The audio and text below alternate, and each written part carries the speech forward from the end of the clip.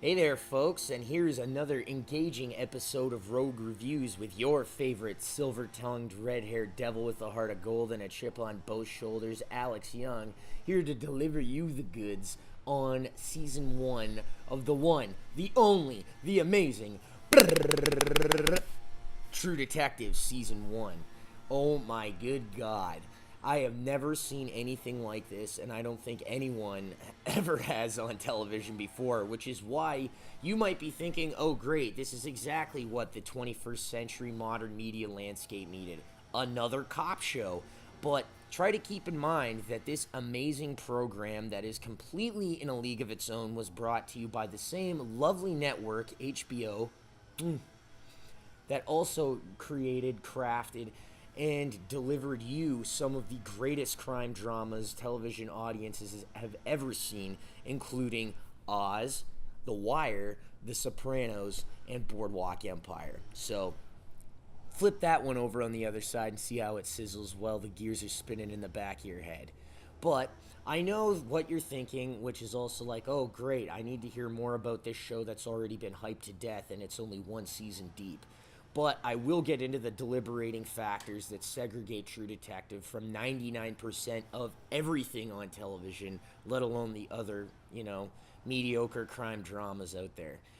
It crushes CSI. It devours NCIS. It would eat The Mentalist for breakfast. And I can't think of another police drama or crime drama currently on the air that even comes close to holding a candle to the immaculate storytelling devices masterfully executed in this show.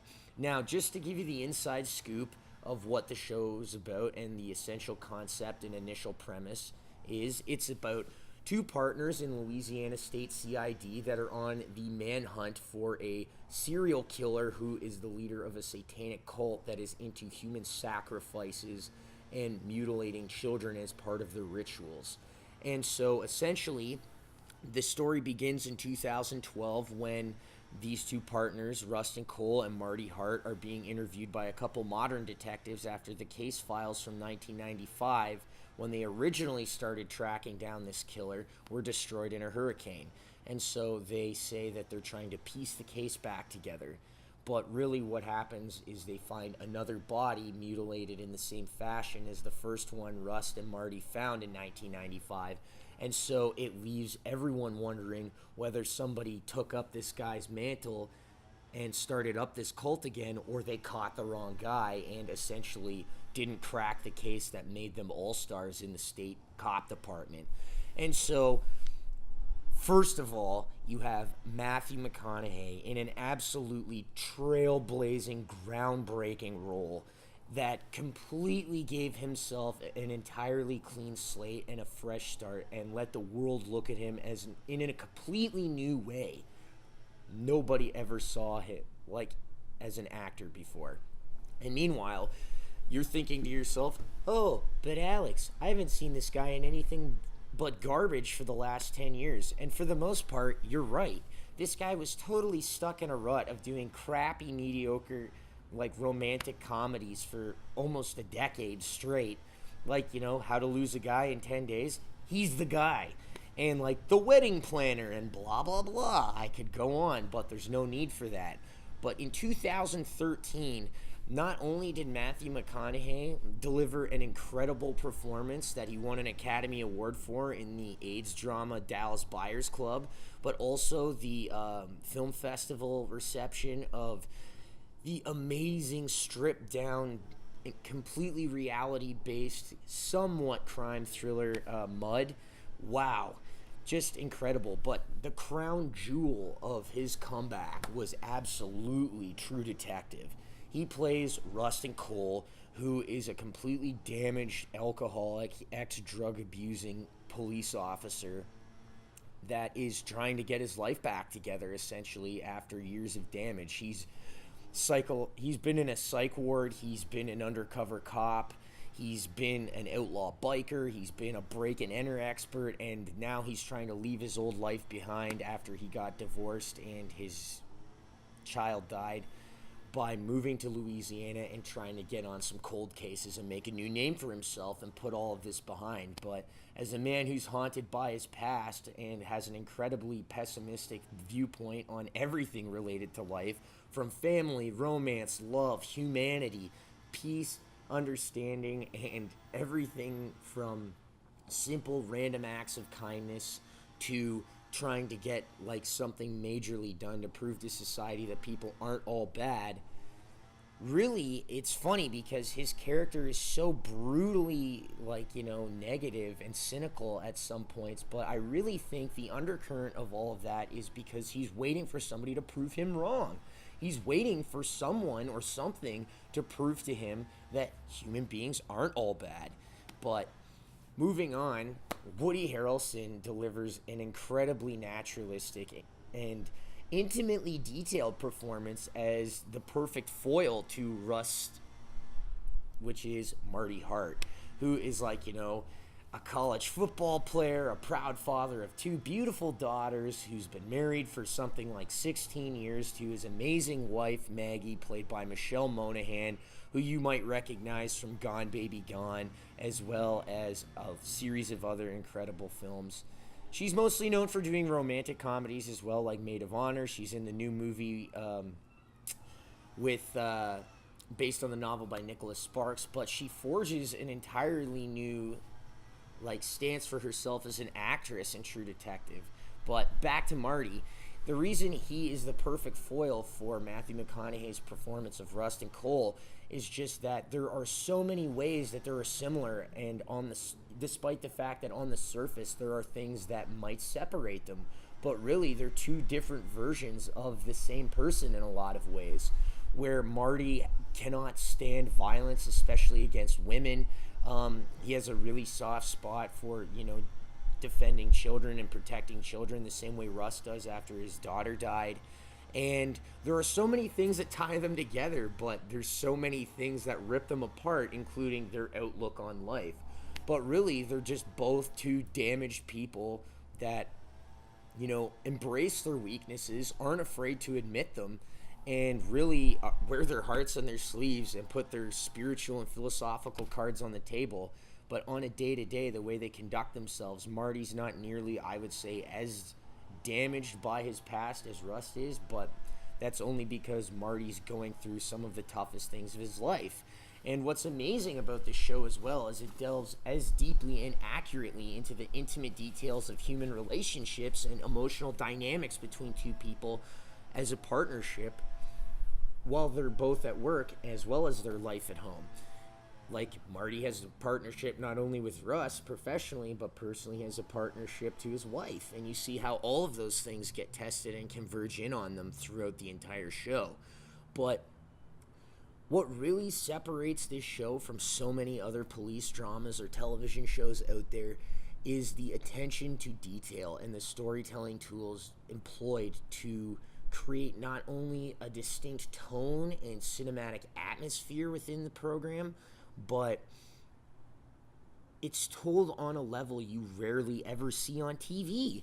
And the fact is that really True Detective starts off as hard-boiled, completely razor-sharp cop drama. But the other interesting part of it is it's not just shootouts and them being the good guy and saving the day all the time. No, it's far from it. It's much more down to earth and has its head on its shoulders in the sense that they show every single part of being a police officer, including the excruciating amount of canvassing, interviewing witnesses, dealing with cons in prison, the incredible amount of paperwork on a day-to-day basis that they have to have, and how it impacts on officers psychologically and how they bring their work home with them and try to mask that and save the people around them from that, but, they don't know how.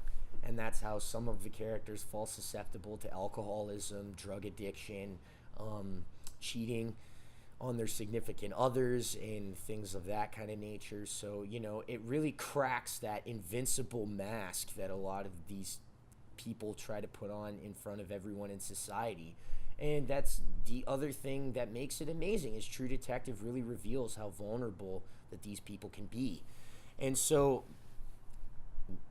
the creator and the lead writer and the showrunner, Nick Pizzolatto, or Pizzolatto, did an incredible job, and he did something that has never been done on television before, which is not only did he create the show, but he wrote every single episode and drafted all of the edits and the rewrites, as well as being an executive producer, and he was on set every single day for all of the shooting, which is groundbreaking in and of itself, because that has never occurred on any other television show before, ever.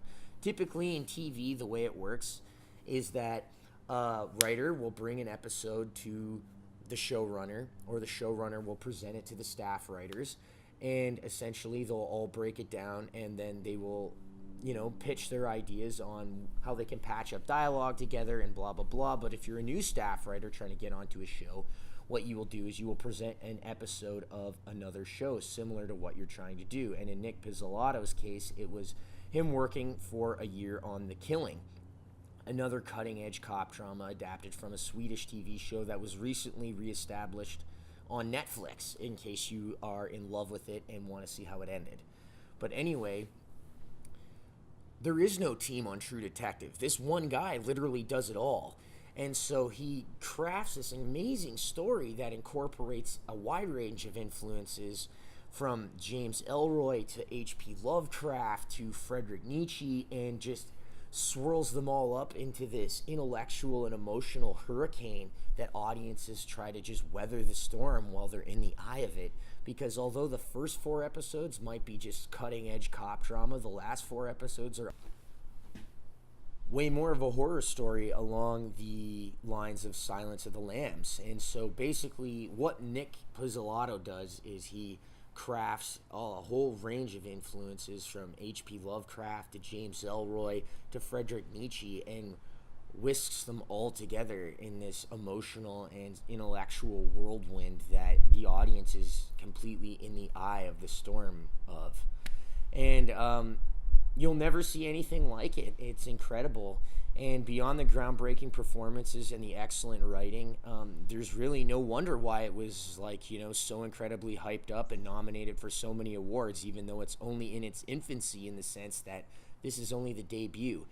And unfortunately, we will have to say goodbye to Rust and Marty as characters, because the creator, Nick, has stated on numerous occasions that he has set True Detective up to be an anthology. So every season is going to be a completely new case with completely new characters, kind of in the same vein as things like, The Twilight Zone or Alfred Hitchcock Presents. And hopefully we'll see him tie them all together. And he's already announced a lot of big casting for season 2, including Vince Vaughn and Colin Farrell, along with Taylor Kitsch. And it's funny to hear all the net nerds already complaining about how it's going to be Vince Rom-Com Vaughn in it, and why Colin Farrell is not suited for these roles at all. But meanwhile, you could have easily said the same thing about Woody Harrelson and Matthew McConaughey before they recreated their careers through these groundbreaking performances on True Detective that entirely shattered audiences' expectations of what they were capable of as actors. And so, anyway, that'll about do it for me. And stay tuned for the follow-up sneak peek at True Detective Season 2. Thanks for tuning into Rogue Reviews. Feel free to subscribe, like, comment, or share. And catch me on Twitter at @TheAlexRYoung. And it's been a slice of paradise, folks. Do yourselves a favor. Have an absolutely enchanting evening. My name is Alex Young, and I will catch you next time on the next episode of Rogue Reviews.